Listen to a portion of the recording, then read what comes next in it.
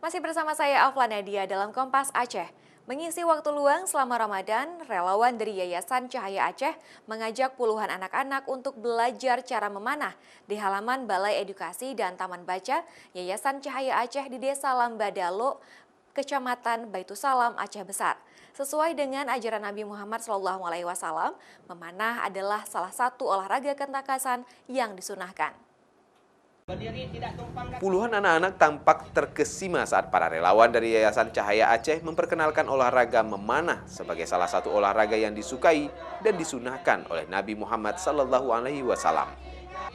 Mereka diperkenalkan bentuk busur dan alat panahan serta papan sasaran panahan sebelum diajarkan cara memanah yang baik dan benar. Kelas memanah ini dibuka selama Ramadan bagi anak-anak binaan Yayasan Cahaya Aceh serta untuk para ustadz dan ustazah. Mereka juga diberikan edukasi tentang teknik dan tata cara memanah kepada anak-anak.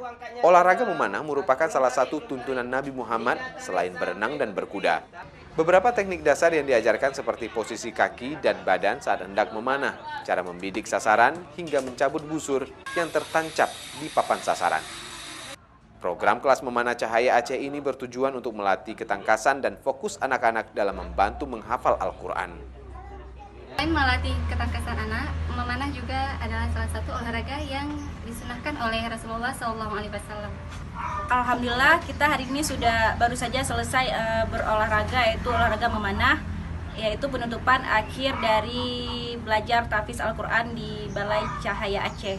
Saya sangat senang hari ini karena bisa memanah dan melatih fokus. Mereka memanah secara bergiliran dan harus membidik sasaran berjarak 5 hingga 10 meter. Kelas memanah ini dibuka gratis selama Ramadan. Selain kelas memanah, Yayasan Cahaya Aceh juga membuka kelas tahfidzul Quran saat awal Ramadan. Kelas memanah ini sekaligus menutup program Ramadan yang digelar oleh para relawan Cahaya Aceh. Nova Misdayanti, Kompas TV, Aceh Besar.